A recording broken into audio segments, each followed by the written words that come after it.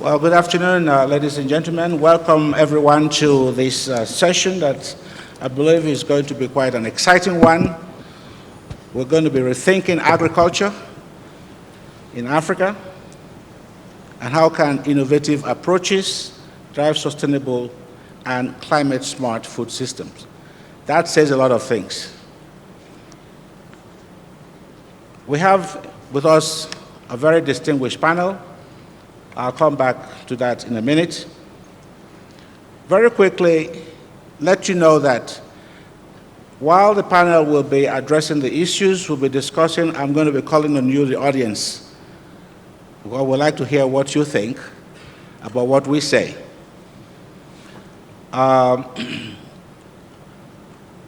It's been said convincingly enough that agriculture is the backbone for Africa's economic and social development. And if we want to have sustained economic growth, we must invest in agriculture, irrespective of size or scale. Now, from my particular interests, agriculture for us, we focus on the majority of the population of Africans who consider agriculture their source of livelihoods, smallholder farmers.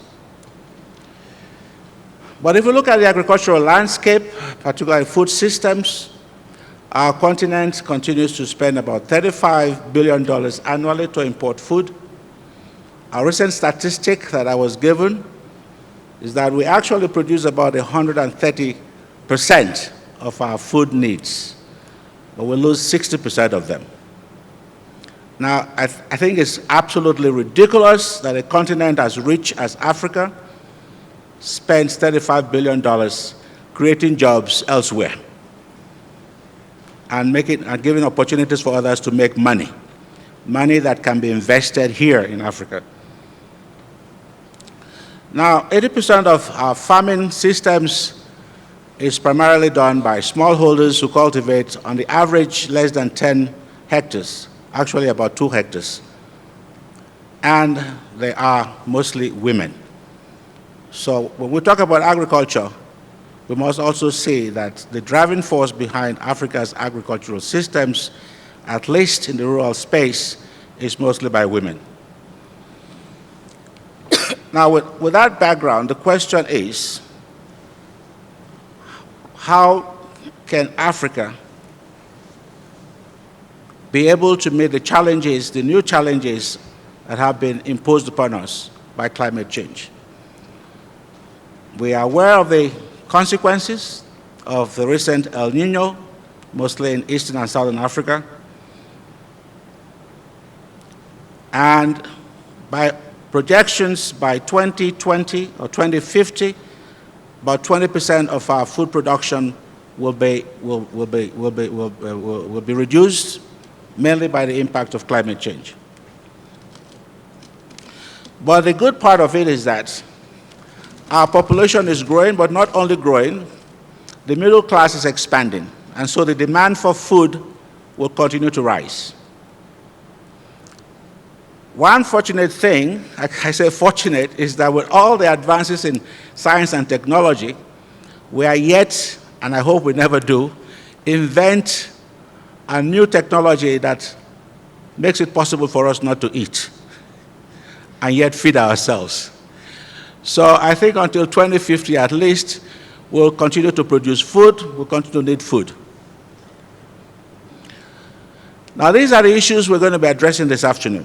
As I said, we have an impressive panel in front of us. I will quickly introduce them to you. To my left, we have Yonov Frederick Agah, who is currently the Deputy Director General of the World Trade Organization in Geneva. He is Nigerian, educated in Nigeria. He was former ambassador to the WTO and alternate chief negotiator for the Doha round. And next is Madam Susan Mboya, who is president of the Coca-Cola Africa Foundation. She is also group director of the Eurasia Africa Group for Women's Economic Empowerment at Coca-Cola. She is also founder and president of Zawadi Africa Educational Fund, a program designed to provide scholarships to academically gifted girls from disadvantaged backgrounds in Africa. And Philip Kiriro, an old colleague of mine, old in the sense that we go a long way. Huh? Philip is president and chairman of the Eastern Africa Farmers Federation. He is based in Kenya. The federation represents approximately 20 million farmers in Eastern and Central Africa. The federation also works to improve policies, markets, productivity, capacity, information, and regional integration. It is collaborating with the Empowering Smallholder Farmers in Markets, SFIM, that's a program in the region.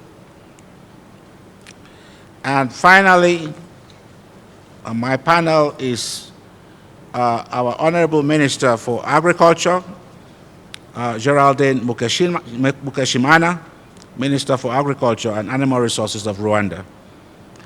She is professionally a plant molecular biologist and a research scientist. She's always been an advocate, a strong advocate for African agriculture and development, and she was appointed minister in July 2014. Now, before we begin our discussion, let me remind you of the core question. The overarching aim of our panel is to come up with suggestions for innovative approaches to drive food systems that are sustainable and climate smart. Now, the key words here are sustainable and innovative. Now, these words mean different things to different people, so I'm not going to try to define them. But I just want to add that oftentimes when we talk about innovation, we're thinking about innovations that come from outside. There's a lot of native evidence, native knowledge that exists in Africa that can become innovative in the sense and the way they are used. Now, so I'll leave you with your own definitions of sustainable and innovative. I want to turn real fast to our panel. Now, how do you see this, basically? How do you see currently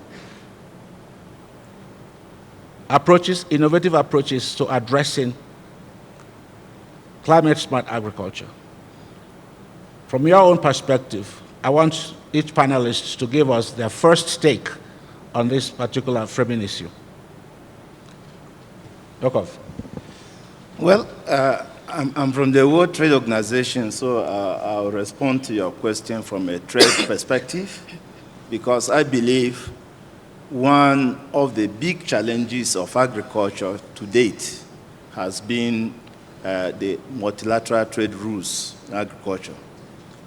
In the sense, international trade is very important for access to food, global food security, and sustainable food systems. And this will depend on how the food markets are allowed to function. Since trade ensures efficiency and production, one would wish that government interventions allow markets to determine locations of food production, and these are managed in a manner that addresses climatic conditions, water, deforestation, and things like that, rather than in a manner that distorts markets and inefficient places become producers, in which case markets can also be used to move food from surplus areas to those areas that are deficient. And I also believe this can enhance sustainability around the world in terms of climate change, where people, due to disasters, begin to experience food shortage. So from my perspective, I think how international trade in agriculture is handled to ensure efficient food markets remains the key. Thank you. Very well, thank you very much. What I gather from what you just said basically is government interventions should basically allow trade and markets to define food conditions, food systems, and not to interfere with it. Okay, well, we'll come back when we'll come back again to you. Susan, what's your take on the first on the framing question we just shared with you? Thank you. I will answer from a private sector standpoint. How we would define innovation in agriculture, there's a number of ways. One would be cutting-edge new technology. Another would be reapplying techniques in a different way or in a different environment, a different region, and or introducing new cash crops that will bring biodiversity and increase the earnings. And a third is innovation in terms of policy. So I'll talk a little bit about each of those. In terms of innovation, cutting-edge innovation, I think one of the Coca-Cola has been working on making our packaging more biodiverse. And as part of that, we've created what we call the plant bottle, which is a plastic bottle, but that is made of 30% or up to 30% from plant material. And so, is more biodegradable. We've now, up to now, we've distributed, I think, 40 billion of these bottles across 40 countries. And that's the direction that we want to go.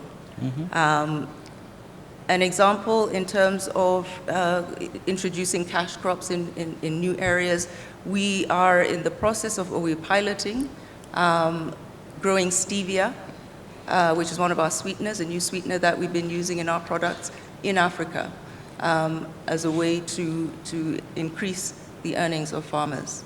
I'll talk a little bit about then policy.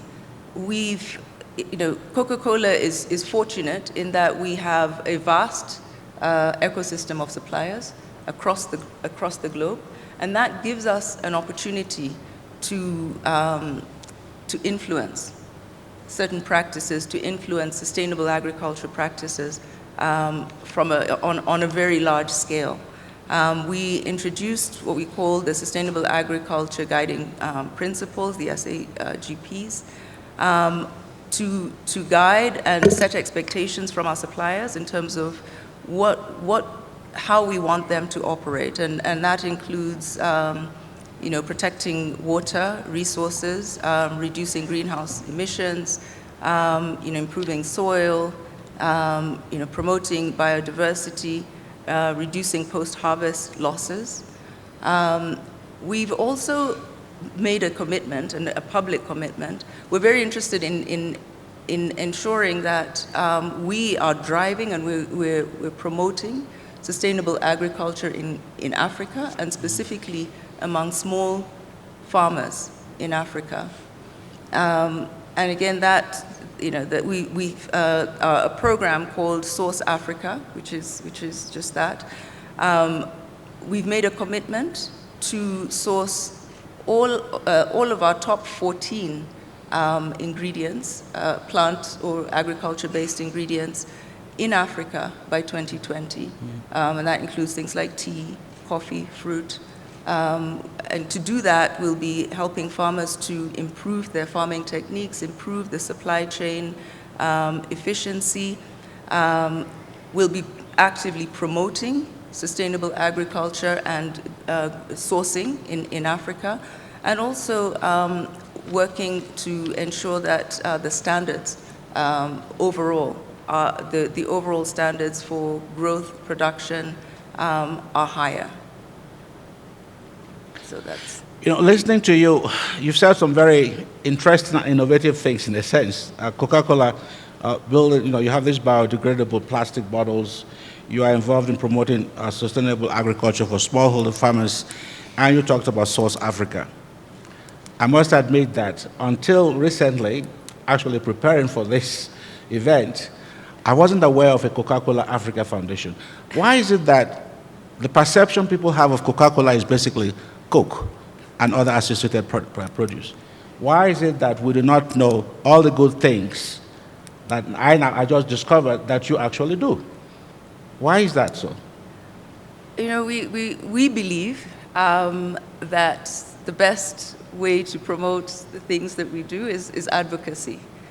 So people like you talking about what we do rather than us blowing our own trumpet. But it's out there. And certainly the partners, the people that we work with, the people who benefit, they know.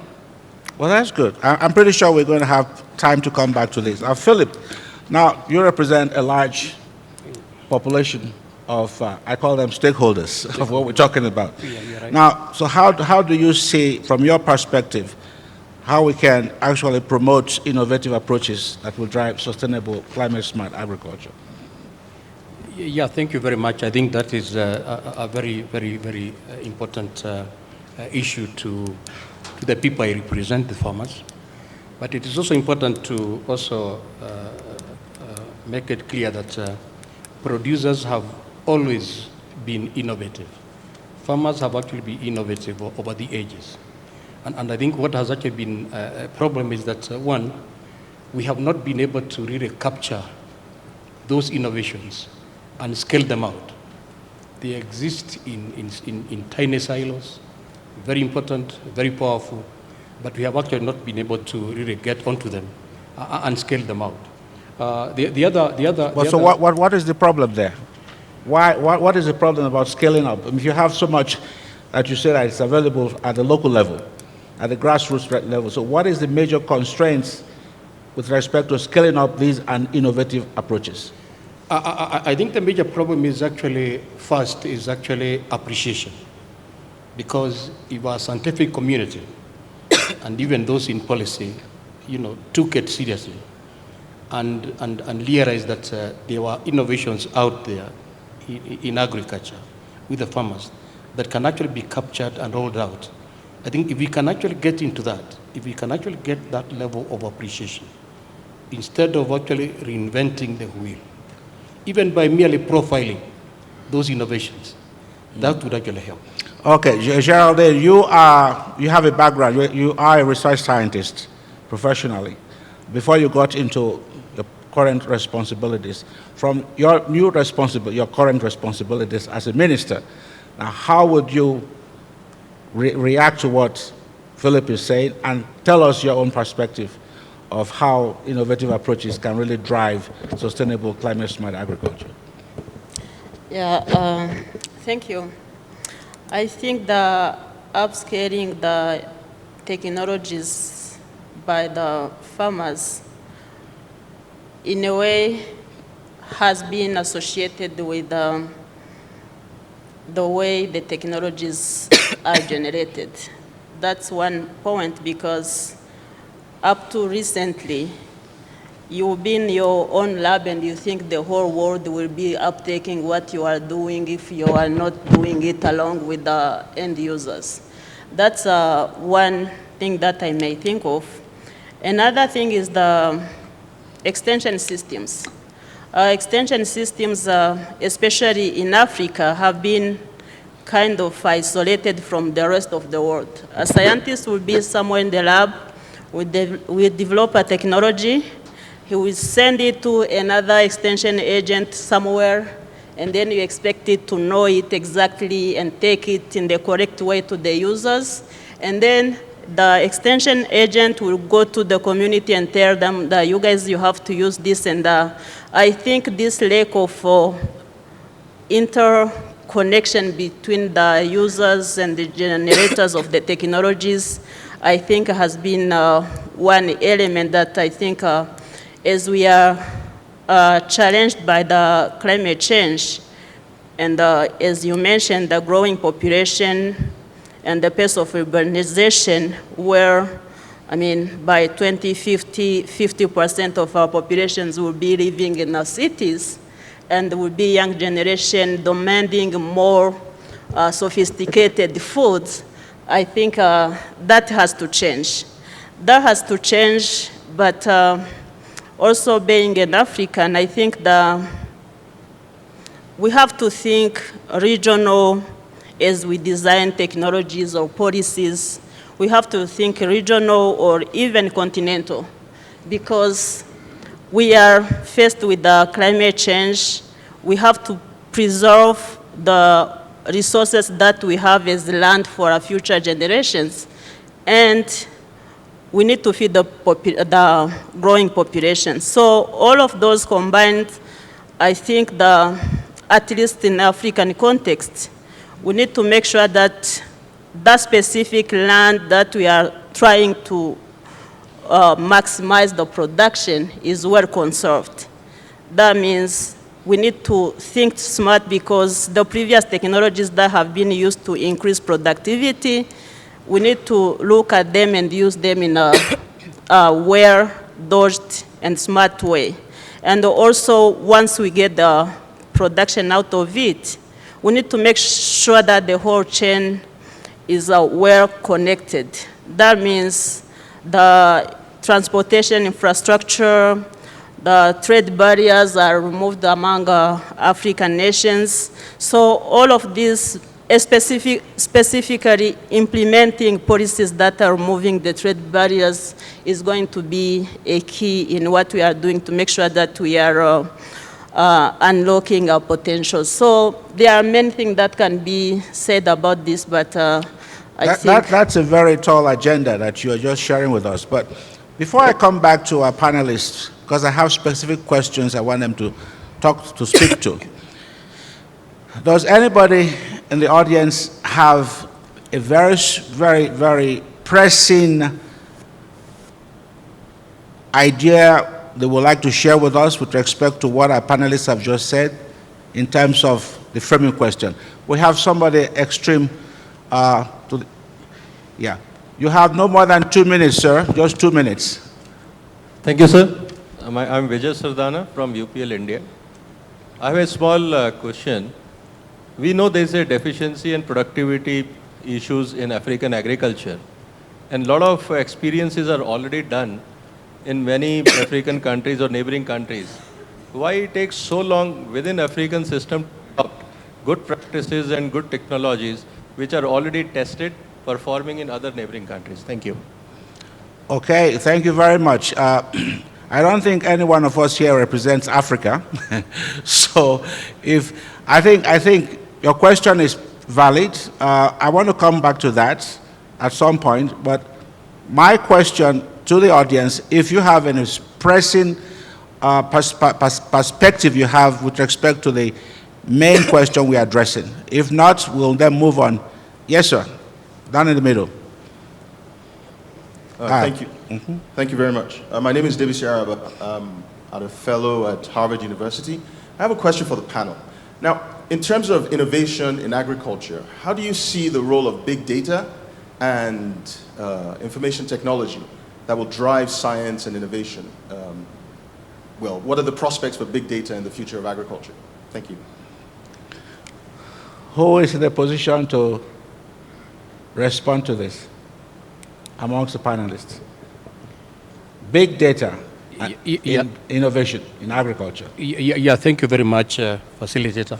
I think I see the role of big data in agriculture as real power, because data cannot actually get us wrong, and I think that is one area where we actually have major limitations in terms of big and accurate data. I think for us that would actually be key. I know countries like India have actually been able to get to that level, where there is actually data and codes on a specific farmer, where you just click a button and you can get complete information on the farmer, the location, and even his own business. So I think I'm actually for big data that is accurate, and big data that can actually be applied in rolling out policies that would actually drive Africa agriculture. Debussy, from your own experience, which country in Africa would you place at the top of that particular agenda? Big data, innovation in agriculture. Well, thank you very much. I would say it would be interesting to review the perspective of Nigeria, because in Nigeria, what they started with was creating unique identifiers for smallholder farmers. I believe they have about a database of about 15 million smallholder farmers now. Mm-hmm.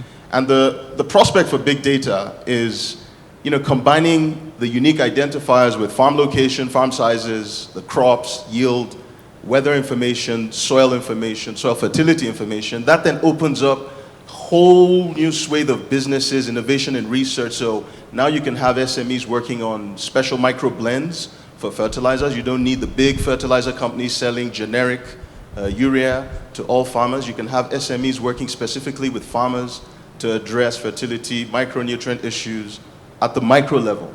And I think, when we consider the future of agriculture and how the innovations will evolve, I just want to, get a perspective of how we can tack on to the train that is big data, because we're generating so much information.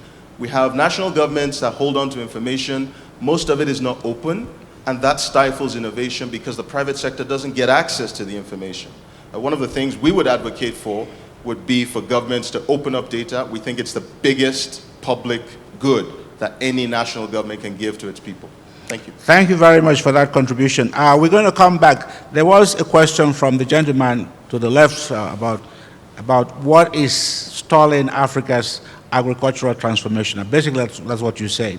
And we can come back to that at the end, because I have some provocative comments on that. So, but before we do that, let me get back to our panel and ask them some specific questions.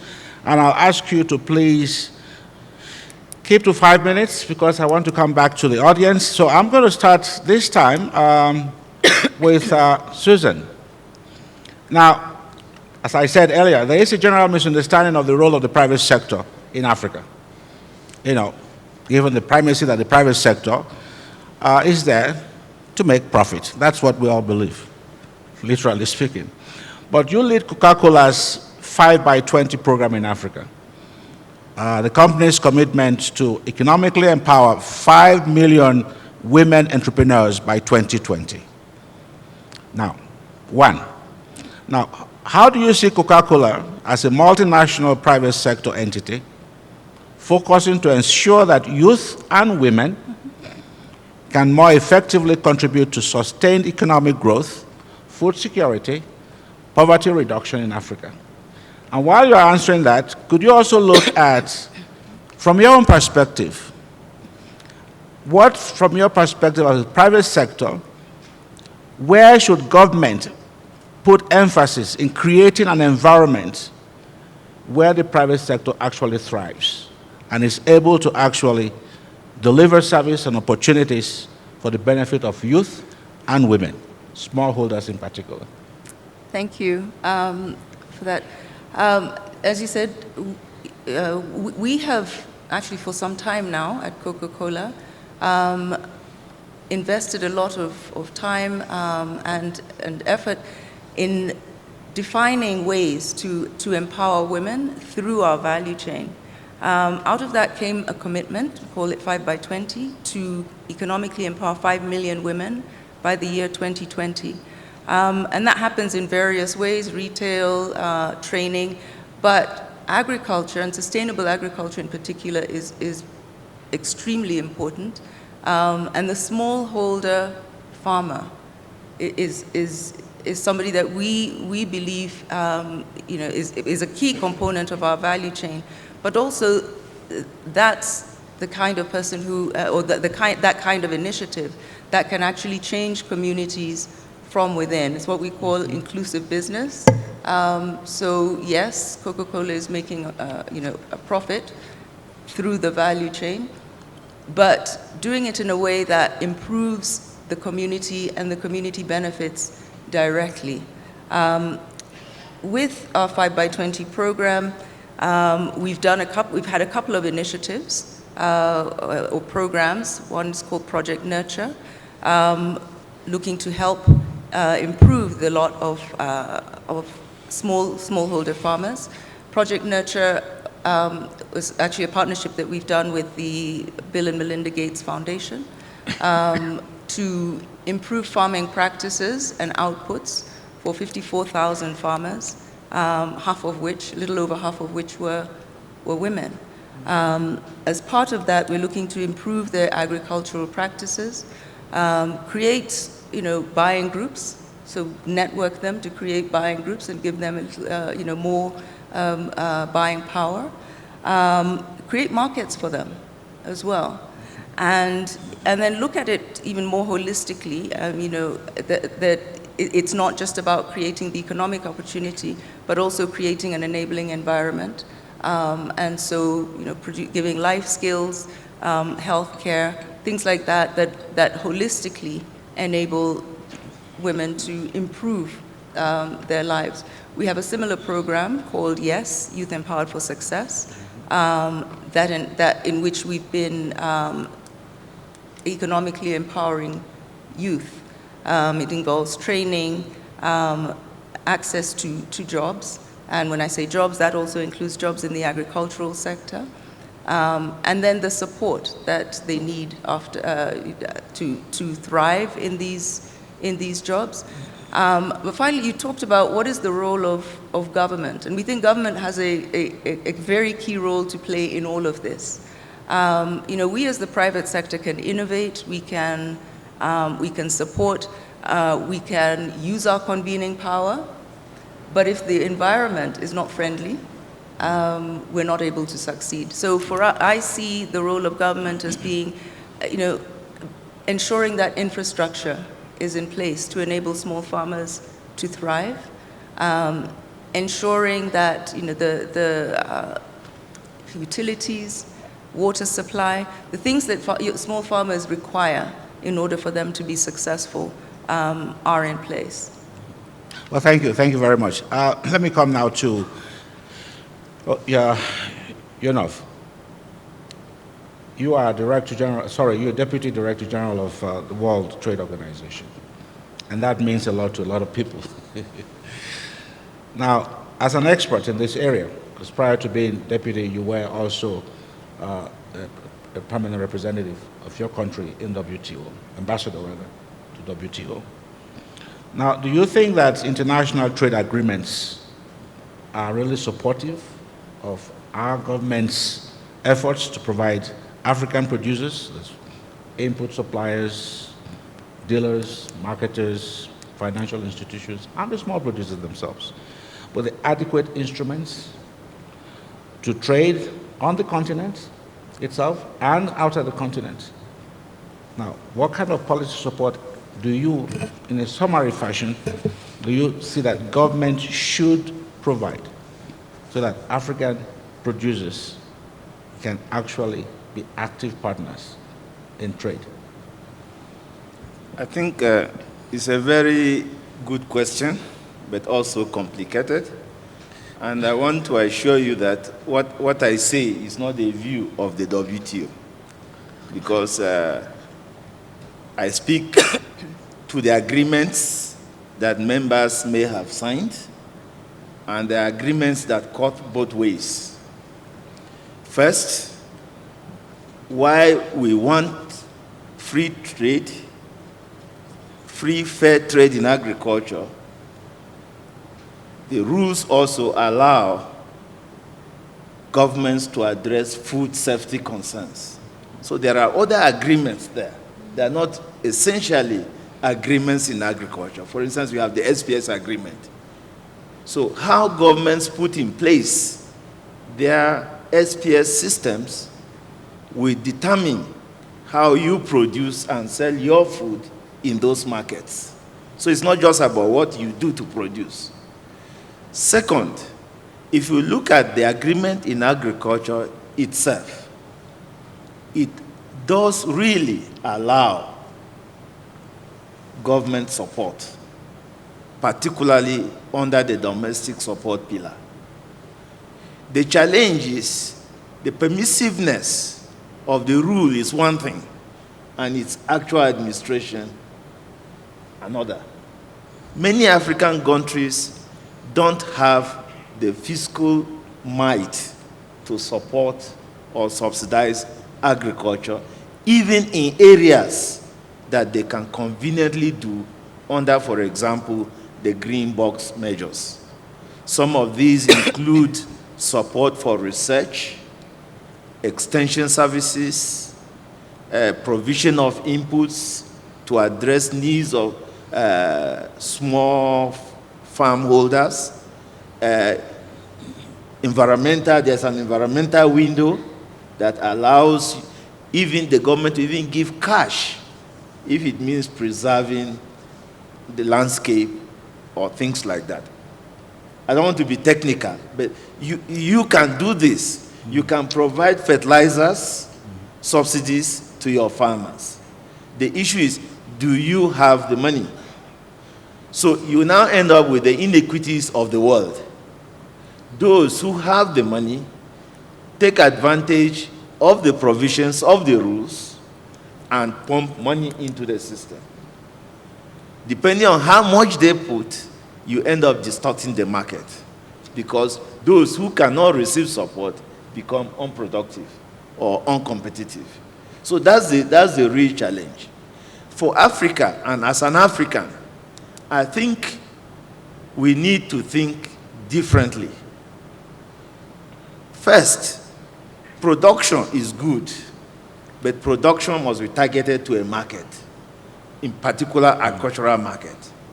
So in the negotiations that are going on between Africa, the European Union, EPA, US, AGOA, or even in the WTO, when you look at the emerging scenarios, you begin to ask yourself, where can you re-engineer these rules to accommodate you more? Mm-hmm.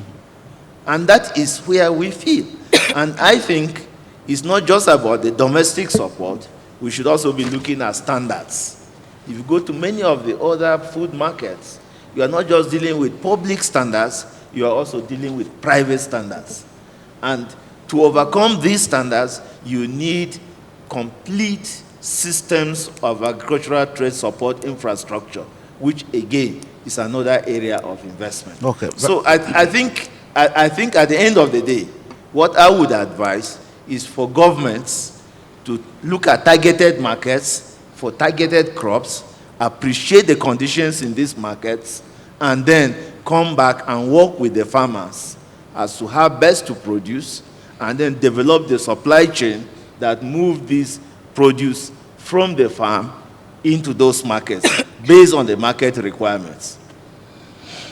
In many ways, you are providing a little bit of an answer to the question we got from the extreme left, because basically the scenario you just painted actually tells you why it will seem like our governments are not actually taking advantage of these opportunities. But it's not as simple as that, as you say. I'm going to move on to Madam Minister, to Gerardine.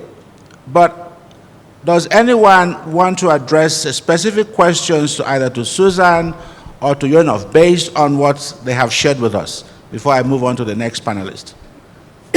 Over to you, the audience. 3, 2, 1, 0. Okay, there, we have one.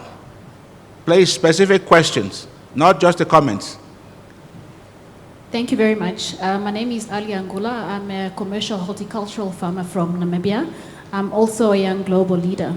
My question to the panel is, how do we move from the conversation of small-scale farmers, but scaling up these operations into full commercial farming? Because I think we need to move away from this myth that all agriculture on the continent is about small-scale farmers.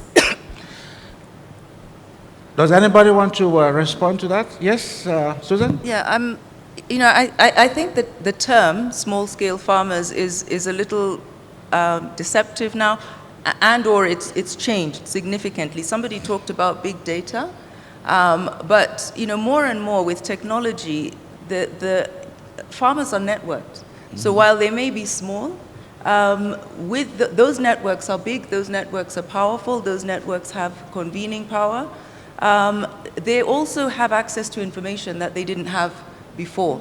So, we're not talking about the traditional smallholder farmer. They, when we work with producer buying groups, when we provide access to market to groups, they come to the table as any large commercial farmer would do.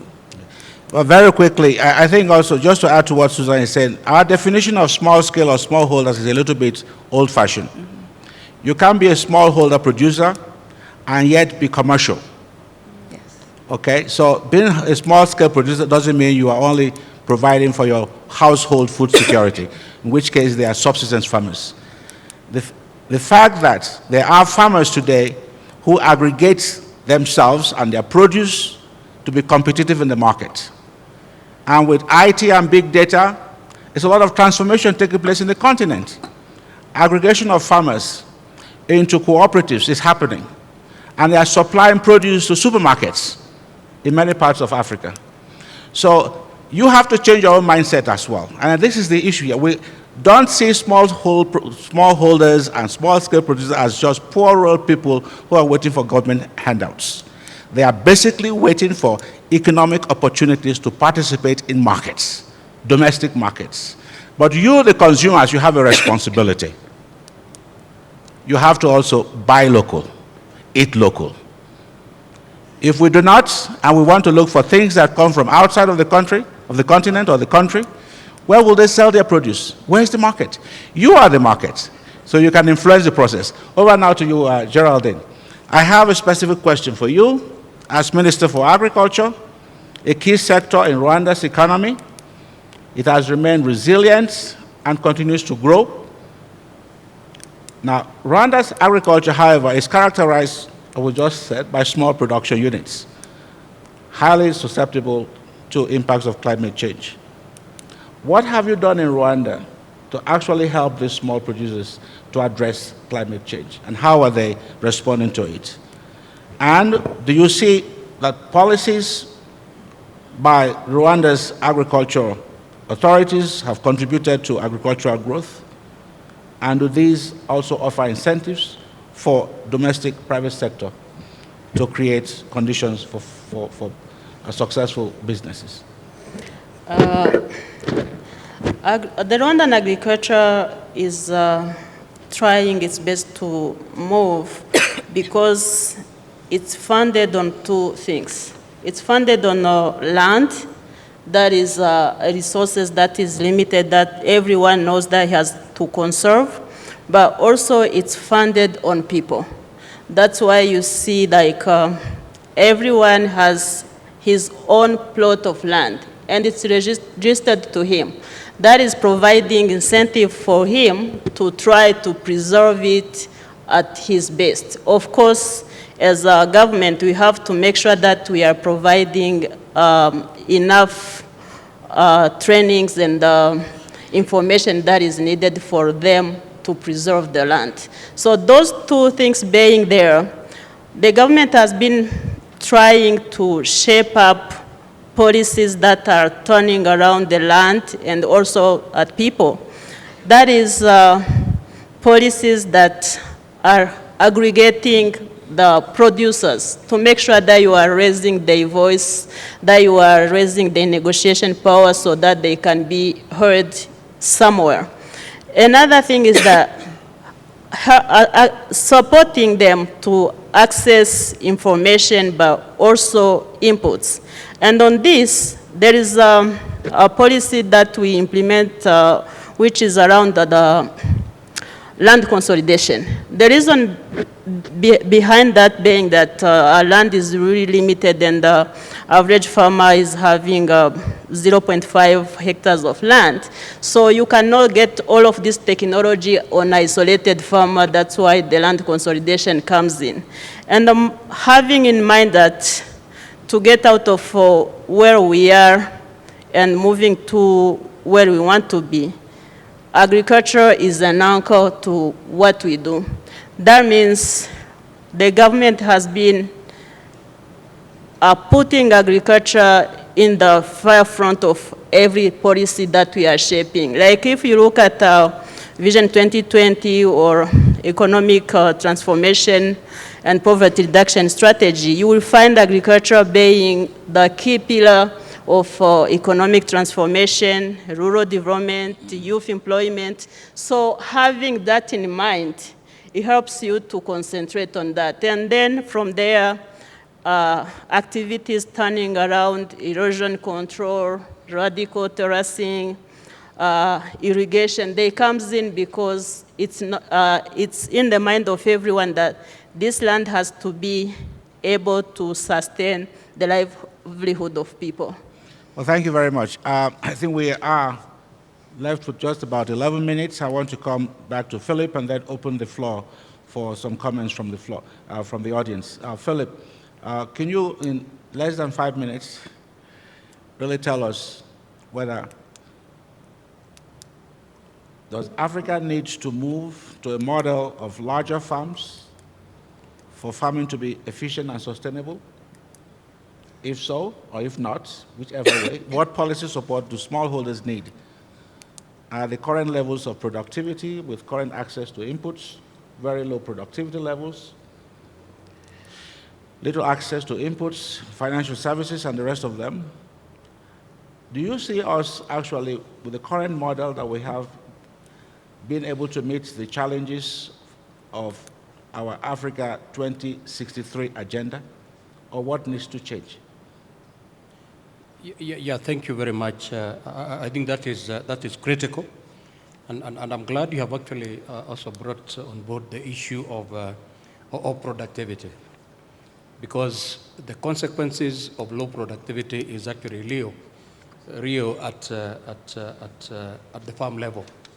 If you look, for example, at the countries in the Horn of Africa, you find that 40% of the world food aid goes there to a population equivalent to 3% of the world population, getting 40% of the world food aid. If you take the larger region where I actually represent, the Comesa region, 95% of imports in food is actually around the staples, that is rice, maize, and pulses. That is scary. And if you look at the trend over time, the last 10 years, instead of that situation diminishing, it has actually been growing. We have actually seen an increase in importation of staple foods. And that is actually explained by the amount of resource in the Comesa region that goes to importation of staple foods in excess of $20 billion US. That's huge. That's scary. And then look at the population increase in the same regions, between 2.5% and 3%. It means our level of food insecurity is unsustainable.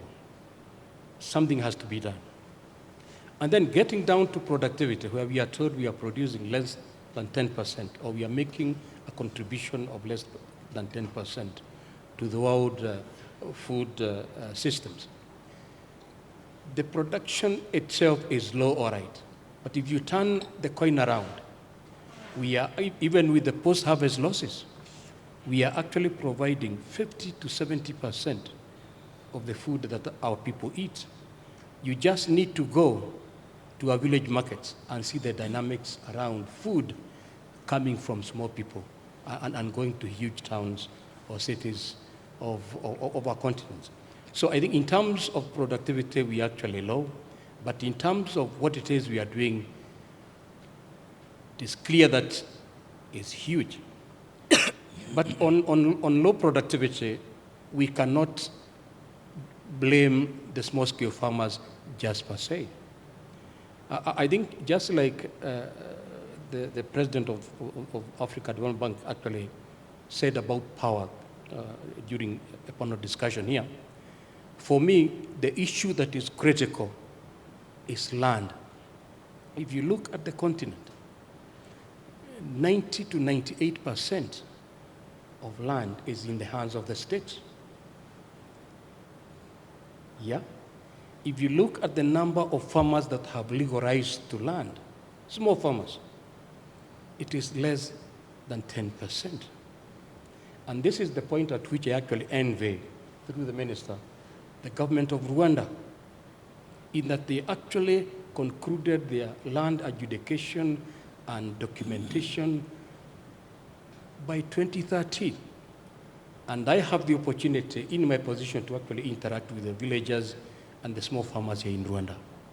And that one alone, you can see the business motivation around the small-scale farmers.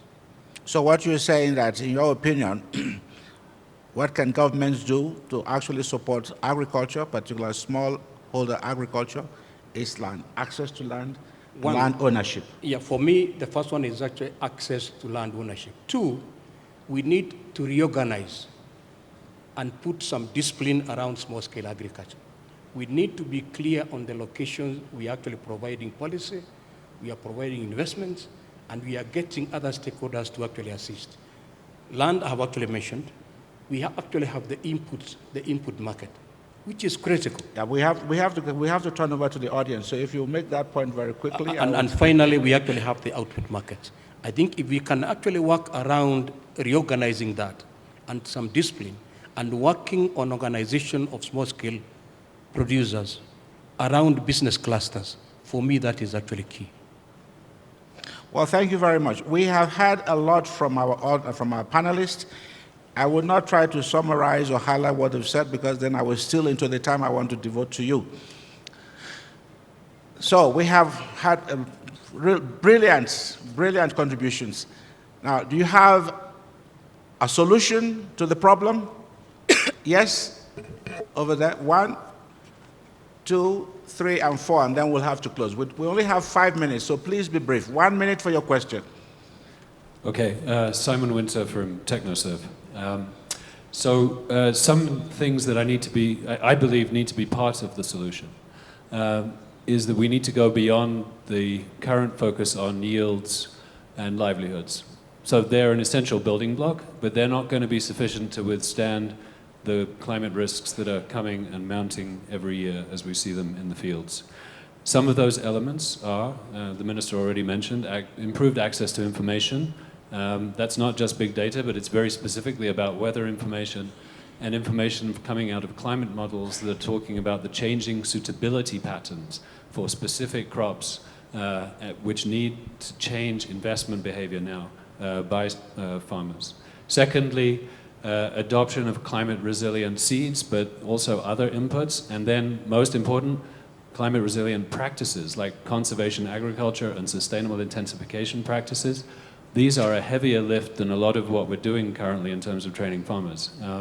Thirdly, diversification. We can't be just focusing on single value chains anymore. We need to be looking at the whole of farm and the landscape approach because we need to have a mix of crops that are going to be adaptable and resilient in the face of highly variable and erratic weather patterns. And then finally, all of this is going to need financing. So we need business models that enable farmers to save better, to access insurance services, and credit to invest in these changes. Thank you very much.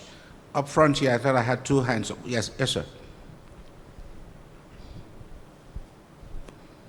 Thank you. My name is Tony Gathungu with Monsanto in East Africa. Just to add to what he just mentioned, I think the focus really needs to be driven from government in terms of adopting new technology in agriculture. We didn't talk anything about how to improve yields because Honorable Minister talked about how land is finite, and we have to think about how then we can help those smallholder farmers improve those yields with the same amount of land that they have. So that's going to be very key in terms of conservation agriculture and sustainable agriculture as well. Thank you very much. I have a third person here, and then we'll go to the last. Yes, please. Yeah, my name is Kingsley Bangwell. I'm a YGL from Nigeria. I think in moving forward, one solution will be how can we begin to create a program or an incentive for millennials and younger people to get interested in the agricultural value chain. If you look at a quick span around the hall, and even the panel shows that there's a huge disconnect of that generation. And yet we're talking about sustainability. And for me, sustainability is about the bridge between the present and the future. How do we get the millennials in terms of practically becoming... Thank you very much for reminding us about that, because that is something that I'm glad you reminded us. We need to give you guys opportunities. Well, you see, tomorrow is not only in your hands, today is also in your hands. And we have to give you opportunities to express yourselves and to drive the process as well. Thank you very much. Yes, sir. Je vais parler en français. Est-ce qu'il y a la traduction? Je crois. Il n'y a pas. Okay, please go ahead. Can you hear the interpreter? Put on your earphones. Can you hear the interpreter? So I'm from Rwanda. You know, we seem to prefer chemical fertilizers, but these chemicals contribute to the deterioration of soil, soil degradation. So if we want sustainable agriculture, shouldn't we think of natural or organic fertilizers rather than chemicals? Yes, two people talked about this, you know, conservation and so on, but the minister will answer that question. But we have only 1 minute. Yes, sir? I'm Martin Fisher from Kickstart. I think we really can't be talking about sustainable, climate-smart agriculture without a huge emphasis on irrigation. Yes. You knew that was coming. Exactly. But it has to be there. We only have 4% of the farmland in sub-Saharan Africa irrigated. 20% globally is producing 60% of the food. Already India's at 35%, Asia's at 40%. We're at 4%. In the dry season, there is no food because there's no water. So it has to be part of it, and especially smallholder irrigation. 15% of the land in India is irrigated with by smallholders. We can do a whole lot better in Africa. Thank you. Okay, ladies and gentlemen, we have run out of time, actually. Gerardine, do you want to say one word about, what do you call it, sustainable agricultural intensification without using chemical fertilizers? Yeah, I always tell them that in Rwanda we are using 32 kg of fertilizers per hectare. In Asia, it's over 90 kg kilograms of fertilizers per hectare. In the US, it's over 250 kilograms of fertilizers per hectare. So what I want to say is that the Green Revolution was driven by use of fertilizers and seed. And irrigation. Yes, and irrigation. So the most important here is how do you dosage your fertilizers? And that is bringing in what we have been discussing about climate-smart agriculture, to make sure that the fertilizers that you are putting there are uptaken by the crops instead of being reached into the water and everything else. So for the time being, the fertilizers are going to be used to make sure that Africa is getting where the rest of the world is. In other words, we have not actually touched the surface in terms of appropriate use of fertilizers. And there are new technologies that provide you opportunities of using chemical fertilizers as well as non-chemical fertilizers in a sustainable way to increase production and productivity. Given our current rate of productivity in Africa for basically all our staple crops, I don't think you're going to be able to increase your yields by simply irrigation and seeds. If the soil is degraded, you have to revive it. I think this is the point. Well, ladies and gentlemen, we thank you very much. We have run out of time. But you know, the question that was asked by the our first gentleman in the audience, you know, this country here we are in Rwanda is transforming itself. It's done this in about 20 years. And there's a lot we can learn from it. What Africa needs, in very simple language, is visionary, committed leadership. That's all. We have everything that it takes.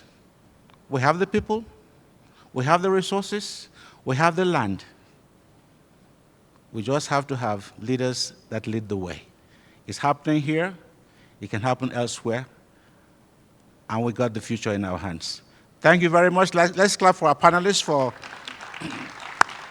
Thank you very much. Thank you.